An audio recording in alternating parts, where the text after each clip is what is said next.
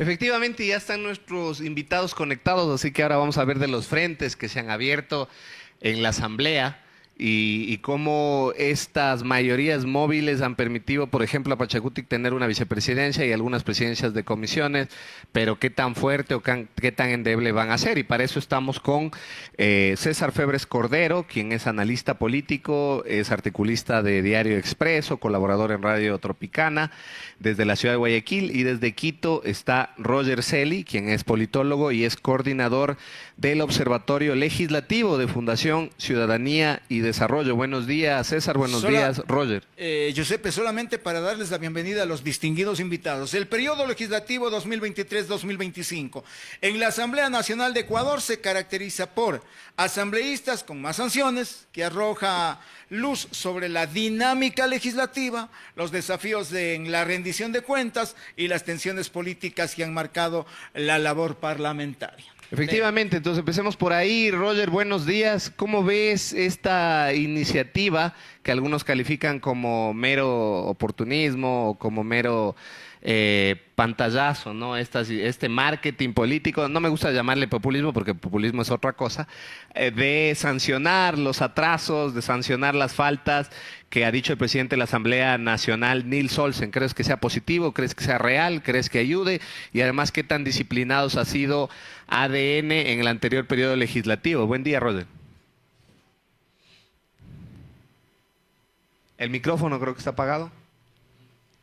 El micrófono de Roger. De Roger, ¿verdad? Ajá. Ahí estamos. Ahí ¿Cómo estamos. están? Buenos días, qué gusto verles y escucharles.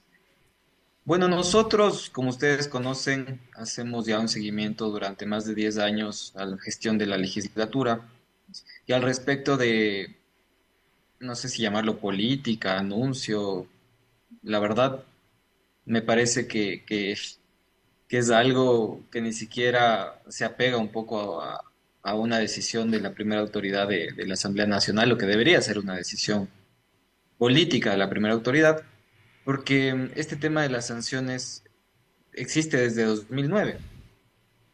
El reglamento de multas y atrasos por temas de faltas y retrasos de las sesiones del Pleno de la Asamblea y las comisiones, toda la vida se ha aplicado.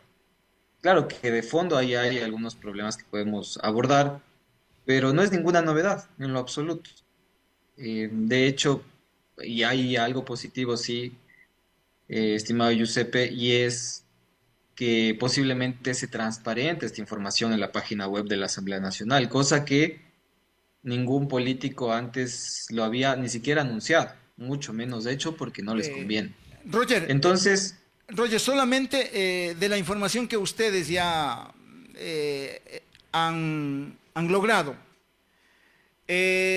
los legisladores o las legisladoras reelectas Lucía Jaramillo, Nicole Saca, Mónica Salazar, estas últimas, al momento de las sanciones vinculadas al oficialismo y al correísmo, son mencionadas como las que más multas acumularon en el periodo entre noviembre de 2023 y mayo de 2024.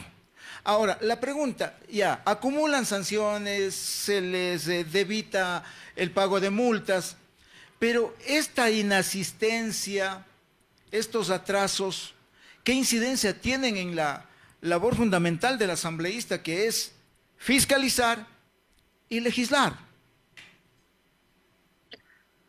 bueno, las sanciones se han aplicado, como usted bien señala, son $52.000 que en apenas 10 meses del anterior periodo legislativo, que es de la información que logramos obtener por un juicio de acceso a la información que impulsamos. Y finalmente nos llama mucho la atención que de nuevo las autoridades de la Asamblea Nacional se enfoquen en la sanción al respecto de llegar atrasados o de no registrarse al inicio de la sesión, que es básicamente eso. ¿Qué es lo que nosotros observamos? Y es que hay legisladores que van y dicen presente, obviamente no se les va a aplicar ninguna sanción, pero durante todo el día no van. Y eso dónde se puede identificar y me parece que es un criterio mucho más cercano a la objetividad y es la participación en votaciones. Y hay casos y casos y yo he destacado en todos estos años algunos de ellos que me parecen tristes y hay legisladoras, por ejemplo, que en su campaña decían que van a luchar por los derechos de las mujeres, de las minorías, por luchar para erradicar o disminuir la violencia de género.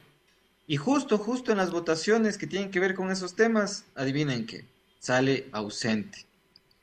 Entonces, nosotros pues no nos sorprendimos de un poco de esta decisión, porque esta presidencia de la Asamblea Nacional se caracteriza por tener anuncios bonitos, políticas, digamos, para maquillar un poco esa imagen triste de la Asamblea Nacional, pero que no cambia en lo absoluto el fondo del asunto, y es que la calidad legislativa como tal no se ha topado. Ujú. Vamos, Estas, ese espacio vamos a estos dejar, dos temas. la calidad legislativa. César, usted hizo un gesto como de aprobación a la inquietud. Y yo planteo nuevamente la pregunta, ya, sanciones pecuniarias para los faltones, para los atrasados, pero el país con esto mejora el nivel, la calidad de asamblea, mejora el nivel de protagonistas en los temas de fiscalización y legislación. Bienvenido al programa Opinión Ciudadana, César. Muy buen día para usted, Patricio, Giuseppe, un gusto verte, un buen día para toda la audiencia de Radio Centro Ambato y un placer compartir también con usted, Roger, este espacio. Am, pues yo creo que estamos confundiendo, no digo en este panel, en esta conversación, pero digamos en la sociedad, están confundiendo muchas personas el rol de un presidente legislativo, o cómo debe uno, o quién debe disciplinar a los malos legisladores. En una sociedad democrática, es el votante el que castiga al legislador. Y si no quiere esperar los 2, 4, 6 años, en el caso de Core 4, al menos de manera ordinaria, en que uno puede sacar del cargo al legislador, pues hay otras formas de ejercer presión, con campañas ciudadanas. En algunos países toma la forma de reclamar en las visitas al territorio, cuando se hacen reuniones con la gente, puede significar llenarle hasta reventar la oficina de cartas, acosar hasta la locura a los asesores a telefonazos. Así se comportan los ciudadanos en otros países para ejercer presión. Van a los medios colectivos a reclamar por cómo se está comportando el legislador. Pero acá queremos un castigo pecuniario o una sanción emitida por una autoridad en el legislativo. O sea, yo creo que primero tenemos que ver hacia nosotros mismos como sociedad. Son pocos quienes hacen el trabajo loable de la Fundación Ciudadanía y Desarrollo, que se pone a revisar y a darnos la información, ¿no? De quienes realmente asisten a las votaciones, porque es correcto. Una vieja trampa es me declaro en asistencia y no estoy más en el pleno. Am, yo creo que el problema que tenemos es que en Guayaquil, por ejemplo, ¿qué es el involucramiento del ciudadano en la vida política y social? Protesto contra la construcción de un edificio. En Quito, protesto contra el alcalde. Primero protesto contra el alcalde, luego veo por qué estoy protestando. Y en otras ciudades del país, a lo mejor comité antirradares. Pero el involucramiento en la política no pasa más allá de eso. Y creo que tenemos que hacer un mea culpa los ciudadanos. Y tenemos que preguntarnos entonces en dónde puedo aportar o cómo puedo organizar para yo castigar, sancionar y conminar a los representantes que no están haciendo un buen trabajo. Y también podemos ir a otras discusiones. Por ejemplo, ¿cómo hacemos un diseño legislativo para que sean más susceptibles los asambleístas a la presión ciudadana? Podríamos discutir, por ejemplo, eventualmente tener una forma de elegir a los asambleístas donde haya un representante por distrito. Y hablo de pequeños distritos, ¿no? No lo que se hace en el Guayas o Pichincha de 4 o 5 miembros para una parte importante de la provincia, sino hacer por distritos uninominales donde haya asambleístas que representan a lugares muy específicos, relativamente reducidos, y la gente sepa por quién está votando, y la gente sepa dónde vive esa persona, y la gente sepa con quiénes frecuenta, y la gente pueda, no estoy diciendo violentar a esa persona, pero pueda ejercer presión ciudadana. O sea, sea una política de, entiéndase, vecinos, ¿no? Una política de vecinos como gente que, no digo vive al lado uno del otro, sino que vive en una misma comunidad. Yo creo que hacia allá tenemos que ir. Me parece un despropósito tratar de forzar al presidente de la Asamblea a tomar medidas que en parte, por ejemplo, al menos las reglas, los castigos ya existían en el papel y quisieron hacer como que se lo estaban inventando. O luego pedirles que vayan todos los días al pleno sin entender que mucho del trabajo del asambleísta, bien o mal hecho, debe ser en comisión y debe ser en territorio. Entonces yo creo que sería perder el tiempo pedirle hacer algo distinto al presidente de la Asamblea, fuera de rogarle a estas alturas, porque no tenemos, como digo, los mecanismos todavía, que trate de facilitar el trabajo de los legisladores y no de empeorar las peleas entre ellos. Roger, para terminar con esta, digamos, innovación de esta administración de la Asamblea Nacional. A ver, a principios de junio, la Asamblea ya multó, escúchese bien, oyentes de Radio Centro, a 27 asambleístas por ausentarse o llegar tarde a una sesión, con nombres como Dina Maribel Farinango. Lamentablemente está en esta nómina nuestro representante, Josep, llegó como asambleísta nacional, Luis Esteban Torres Cobo, Luis Fernando Jacome Mejía, entre otros. Para terminar ya con esta, digamos, esta novedad que presentó el presidente Nielsen de la Asamblea Nacional. ¿Hasta cuándo esperamos que mejore? Y después se quejan que no son reales los porcentajes de rechazo, de no aceptación a la Asamblea Nacional. Roger, calidad legislativa, decía usted. Sí, es que no es novedad, es algo que ya se aplicaba. Y yo creo que el foco del asunto debe estar en otro lado. ¿En dónde? ¿Realmente les van a descontar del sueldo? Porque ahí hay otra vieja trampa. ¿Cuál es la vieja trampa? Después de 1 o 2 meses, después de haber sido aplicada la sanción, presentan un certificado médico para justificar que no estaban presentes y ya. Y yo les digo con datos, porque nosotros hemos cruzado información de periodos anteriores, porque no es cuestión de decir esta asamblea es la que está mal, no, es el diseño y funcionamiento y conducta política de todos los que hacen el ejercicio legislativo. Entonces, ¿de qué sirve la multa si luego no les van a descontar? ¿De qué sirve la multa si es que, y ahí voy a la calidad, si es que hay legisladores que presentan proyectos de ley que tienen un artículo que cambia una palabra y no cambió nada en relación a las anteriores asambleas con esta? No sé si ustedes vieron la locución que tuvo una legisladora muy joven, la cual propuso cambiar registro civil por Dirección Nacional de Registro Civil. O sea, me parece que por ahí va el asunto. Proyectos de ley, ojo con esto porque voy a ir lanzando datos, proyectos de ley que presenta el legislador A, el legislador B y el legislador C, que son los mismos proyectos de ley, y ojo, que pertenecen esos 3 legisladores a la misma bancada. Pregunto yo, ¿tan difícil es ponerse de acuerdo como bancada para presentar un proyecto de ley decente que no aumente esta hiperinflación de proyectos de ley que hay? Porque siempre nos dicen hay 800, 900, lo cual ya es escandaloso, pero nosotros hemos calculado que siempre hay entre 2.500 y 3.000 proyectos de ley que se van represando. Ojo con ese número grave. Y luego los debates en el Pleno de la Asamblea Nacional, a muchos legisladores que no han hablado les dicen, vean, usted nunca ha hablado, ok, correcto, pero no nos fijamos en aquellos que sí hablan y que, por ejemplo, y ahí lanzo otro dato, que nosotros hicimos un ejercicio de fact-checking del discurso de los legisladores en el Pleno, el cual evidenció del periodo cesado que al menos del 50%, ojo con eso, el 50% de los discursos están basados en datos falsos, imprecisos o inverificables. Es decir, y le preguntamos a una legisladora en su momento de dónde sacó el dato y decía, pues fue el calor del debate que me hizo expresar esa información. Calidad, o sea, de verdad, yo no sé si es que no se comprende bien cuál es el rol de la Asamblea Nacional. No es cantidad, no es mejor asamblea la que aprueba 60, 80 o 100 leyes. No es mejor legislador el que presenta 100, 200, 300 proyectos de ley, el que presenta más juicios políticos. De hecho, a veces yo pienso que es mejor que se queden quietos y que esperen un momento para trabajar, razonar y pensar cuáles son las necesidades legislativas de regulación o desregulación, porque ojo que nadie habla de desregulación. Se calcula que hay más de 190.000 normas en el país, entre leyes y ordenanzas, que nadie sabe para qué sirven. y un caso, y me paso un poco a lo local, porque estamos hablando también de ciudades, Quito.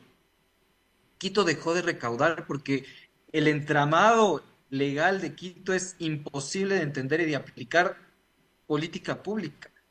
O sea, estamos en una situación, y con esto concluyo, en donde nuestra cultura política es demasiado legalista, demasiado cuantitativa y nos ha hecho entrar en un escenario en donde ni siquiera el político puede tener margen de maniobra, mucho menos el ciudadano. Giuseppe, para concluir nomás, la Ley Orgánica de Transparencia y Acceso a la Información Pública respalda el derecho de los ciudadanos a acceder a la información, lo que proponía César. Por ejemplo, para pedir cuentas claras a los asambleístas que llegan a territorio y nos dicen presentamos tantas y tantas iniciativas de ley. Aquí tuvimos a uno que perdió las últimas elecciones, ¿recuerdas tú? Claro. Llegó con el membrete de que había culminado no sé cuántas maestrías, que había presentado no sé cuántos proyectos de ley, decía él, pero para concluir nomás y darte paso a tus inquietudes, en definitiva, en cuanto a la transparencia y la rendición de cuentas, que es lo fundamental para el pueblo ecuatoriano, porque se están pagando recursos de los ecuatorianos a estos representantes de elección popular, sería importante, por ejemplo, que la información sea detallada en el desempeño de los representantes, en el uso del tiempo y en el uso de los recursos públicos, porque muchos de ellos incluso de los recursos públicos se valen para hacer gestiones personales. No, totalmente. Y lo que decía César y Roger es totalmente lo importante aquí, ¿no? Es qué papel juega la sociedad frente al control que hace de sus asambleístas, más allá del papel paternalista de Nils Olsen de sancionar o castigar a los mal comportados, cómo nosotros hacemos control de nuestros legisladores como ciudadanos, y también lo que decía Roger, ¿no? Tenemos 2000 proyectos de ley, imagínate, es una locura, con proyectos de ley de un artículo que no llevan absolutamente a nada. El legislador de la muerte cruzada hablaba de 7 proyectos de ley, ninguno se ha aprobado. ¿De qué sirve impulsarlo así? Y ahí, César, Pachakutik parece hoy esa bisagra que le va a permitir al gobierno lograr el número mágico para salir de este casi llamado por algunos bipartidismo de ADN y la RC.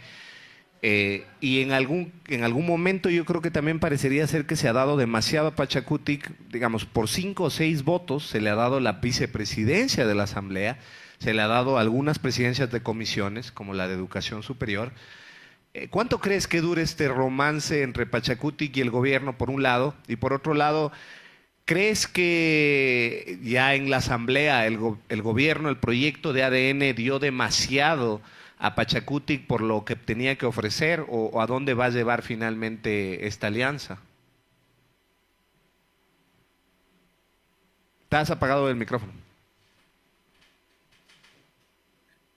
Nos pasa a todos. Es realmente la segunda vicepresidenta de la Asamblea de Pachakutik.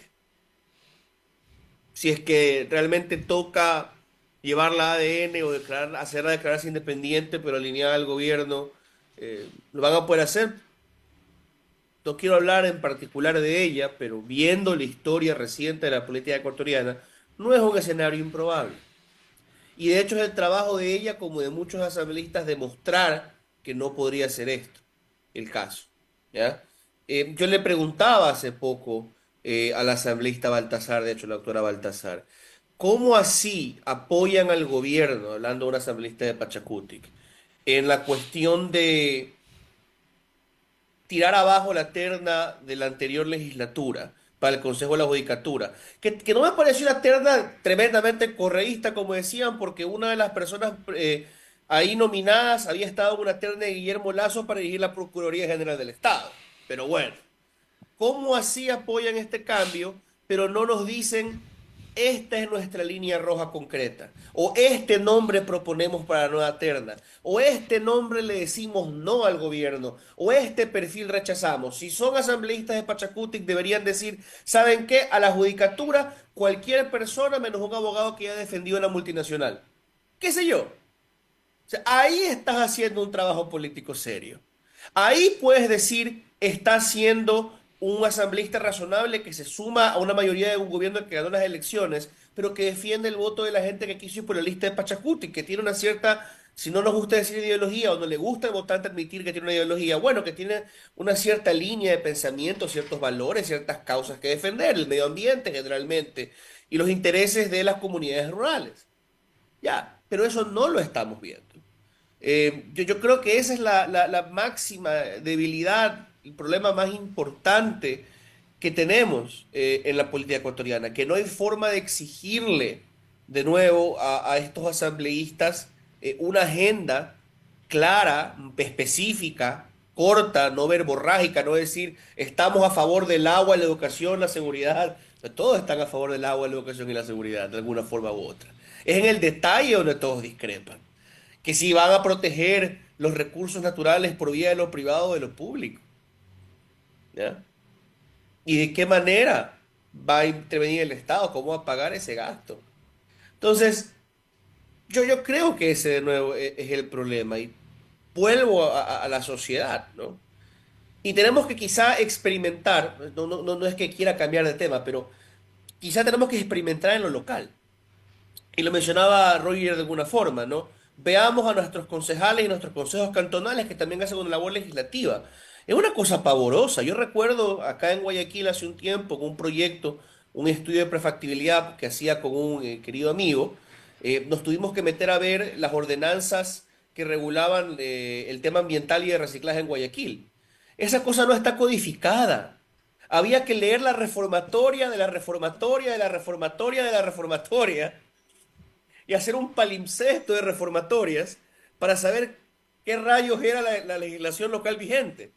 Y estoy seguro que esa es la realidad de la mayoría de los cantones y no todos. Entonces, ¿dónde está el deber de la ciudadanía, creo? Y lo digo como ciudadano. Hagamos un pequeño laboratorio con eso. Hagámosle la vida cuadritos a los concejales. Implementemos algunos cambios de la ciudadanía en los consejos cantonales. El día que hagamos eso, vamos a estar experimentados y armados, en el buen sentido, para ir a la Asamblea Nacional a exigir un mejor trabajo. Roger, César introdujo justo este tema de la terna que fue revocada y de cómo la RC, por ejemplo, señalaba que un tema que ya fue debatido y que además ya fue reconsiderado, ya no podía revocarse porque la terna ya no estaba en la Asamblea, o sea, la terna ya fue enviada. Primero, por un lado, si tú tienes una opinión sobre ese tema, podía o no podía hacerse, pero además otra parte más importante que me parece más de fondo. ¿Crees que quienes hoy tienen la mayoría en el CAL, tienen la presidencia, es decir, ADN, tengan una voluntad por respetar lo que ellos mismos promulgan, es decir, por defender el Estado de Derecho, la aplicación de la norma, la ley? Porque lo que parecería ser, y además lo que hemos visto del mal ejemplo del presidente, es que lo que les gusta es no tomar licencia para hacer campaña, por ejemplo. Y que como ahorita no hay ningún sistema de contrapesos, porque hasta la Corte Constitucional ha hecho mutis en muchos temas, parecería ser que simplemente si la Asamblea tiene la gana de pasarse la ley, se la va a pasar. Y va a pasar, o sea, no va a ser la primera ni la última vez que violen la ley. Es un gobierno de las mayorías y a pesar de que sea una mayoría frágil en el legislativo, es una mayoría que les está funcionando. No sabemos hasta cuándo, pero les está funcionando. Es clarísimo y los legisladores lo saben, no se puede reconsiderar lo que ya ha sido reconsiderado. No ha pasado. De hecho, es un dique, desde mi punto de vista, que se ha roto. Es decir, hay ahora un precedente que va a permitir en el futuro reconsiderarlo, reconsiderar. Pero yo siempre he dicho, si es que quieren cambiar las reglas del juego, háganlo bien. Tienen todo el poder para reformar la ley orgánica de la función legislativa y generar otro diseño de procedimiento parlamento. Pero háganlo bien, sigan los pasos, no rompan el Estado de Derecho, la seguridad jurídica, porque saben que, ya digamos, esto ocurrió en la Asamblea, luego van a elegir una nueva terna, pero están afectando otra función del Estado. La Participación Ciudadana y Control Social va a ser afectado por esta decisión legislativa y va a tener ya no un rol técnico, como idealmente debería tener este consejo, sino un rol político, porque va a tener que decidir si es que acepta una nueva terna o no.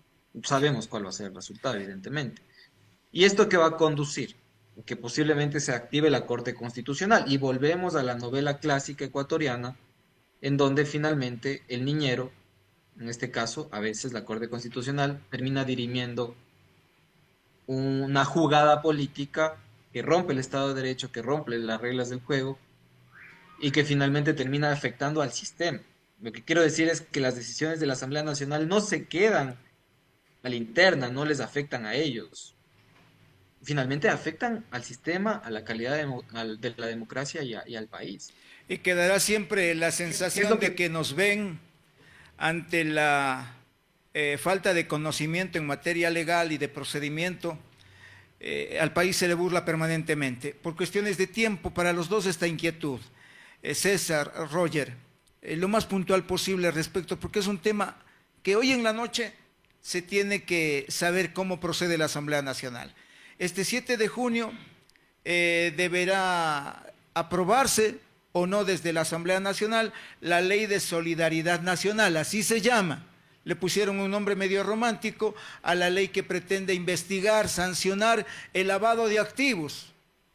Uno en cualquier parte del país se sorprende cómo hay un desarrollo de la noche a la mañana de diferentes actividades. Por ejemplo, Sin Citar Ciudad, en una de las costas, están promoviendo incluso con el acercamiento de un familiar del presidente de la República, la gestión inmobiliaria en una de las ciudades puerto de la República del Ecuador. Lo cierto es que esta noche va a tener que saber cómo procede el legislativo, si aprueba o no esta ley urgente del presidente de la República o del Ejecutivo, la Ley de Solidaridad Nacional. Pero ya hizo anuncio pues la Pachacutic, Pachacutic amenazó con expulsar a los asambleístas que voten a favor de la Ley de Solidaridad Nacional. Y ahí tenemos un contexto en el que al ciudadano se le confunde, se le distrae y al final pasan herramientas jurídicas que en cierto modo perjudican al país, porque no estará bien el tema del lavado de activos, no estará bien por la inseguridad que genera, y ustedes tienen mayor conocimiento en este tema, César. Bueno, del análisis que he podido hacer de este proyecto de ley como el de inteligencia, digo que no soy jurista, pero desde conceptos, digamos, fundamentales que tenemos que tener como ciudadanos informados. Comparto el análisis, de hecho, de muchos juristas. En su versión original, se iba a este proyecto en contra, no de la Constitución, sino de la idea de los derechos que tenemos detrás de esta y de la mayoría de las constituciones de los países democráticos modernos. Básicamente suspendía el derecho a la privacidad, suspendía el derecho a la inviolabilidad del domicilio, generaba una judicatura paralela. Era una cosa, digamos, peligrosa, porque no quiero ser el aguafiestas pedante que llama siempre a mantener el mismo orden jurídico que tenemos, que no nos alcanza para combatir a las mafias. Pero eran herramientas demasiado peligrosas en manos del poder. E incluso si uno dice, yo creo en Noboa, confío en Noboa, hay que pensar que esas leyes van a quedarse ahí para el siguiente presidente. Ese presidente no nos puede gustar, ¿ya? Ahora, se ha cambiado este proyecto, y de hecho salía Sergio Peña, el asambleísta que es expulsado de la Revolución Ciudadana y que se acerca al gobierno, a decir que parte de la razón por la que fue expulsado es que él decidió cambiar este proyecto, pelear para enmendarlo, no para bloquearlo. Pero los cambios siguen siendo preocupantes. Bueno, ahora se puede allanar sin orden judicial. Un juez luego revisa esa medida. Ya, pero ya se metieron a tu casa, patearon al perro, se llevaron tus archivos personales, te sacaron frente a las cámaras semidesnudo y luego un juez va y revisa la decisión. Entonces, yo creo que necesitamos cierto endurecimiento. Creo que en la prisión preventiva quizá coincidamos casi todos. Me atrevo a decir en que sí necesitamos algún tipo de endurecimiento, si no es la prisión preventiva oficiosa a la que algunos no quisiéramos llegar. Quizá tengamos que darle más herramientas al bloque de seguridad, pero no hay que llegar a la exageración, ¿ya? Y si es que quieren hacer cambios realmente radicales, como dice Roger, vayan por la vía regular, vayan a la reforma parcial. Porque si ustedes cambian las cosas, le digo al gobierno, al oficialismo, de una manera irregular, luego, repito, vendrá un gobierno después y les hará lo mismo. Y no vamos a tener nunca seguridad jurídica en el Ecuador. César, que Roger también tenía sobre la misma misma pregunta, por favor, Roger. Para mí, los últimos proyectos de ley del presidente Noboa son una reforma constitucional express, básicamente. O sea, yo creo que el presidente de la República tomó la Constitución y dijo, esta la guardo en el cajón y vamos a implementar a nuestra manera la política pública, de seguridad, de contratación pública, de inteligencia y demás. Es lo que dijo. De fondo, pues eso lo podemos debatir, está claro. Creo que podría ser un debate etéreo incluso porque, insisto, es un gobierno de las mayorías del que tenemos actualmente. A mí lo que me preocupa es que instrumentos de este tipo que sí se aplican en otros países, que se llama, igual desde los juristas, derecho de segunda velocidad, más rápido, más expedito, digamos, más dinámico, es en un sistema judicial como el nuestro, donde el sistema judicial no empieza el problema, por si acaso, con Wilman Terán y todo lo que se destapó, sino desde antes, no ha terminado, donde un consejo de la judicatura que no logra ser renovado y que no logra designar a autoridades de la Corte Nacional de Justicia, nada más, nada menos, nos muestra que estaríamos entregando una herramienta poderosísima a un sistema corrupto. Ujú. Y lo Agradecer. interesante de todo esto, que esto podría ser para un gobierno que viene con fuerza, que todavía no me atrevo a calificarlo como autoritario, pero que ya tiene rasgos bastante claros, es una ganga. Es una ganga Totalmente, totalmente. para Roger, te generar. agradecemos muchísimo, César. Igual se nos acaba el Zoom y por eso, disculpa que te corte, pero les Tranquilo. agradezco mucho. Espero tenerlos nuevamente aquí en el programa. César, Roger, muchísimas gracias y pues que en los próximos programas igual nos puedan acompañar. Gracias, saludos.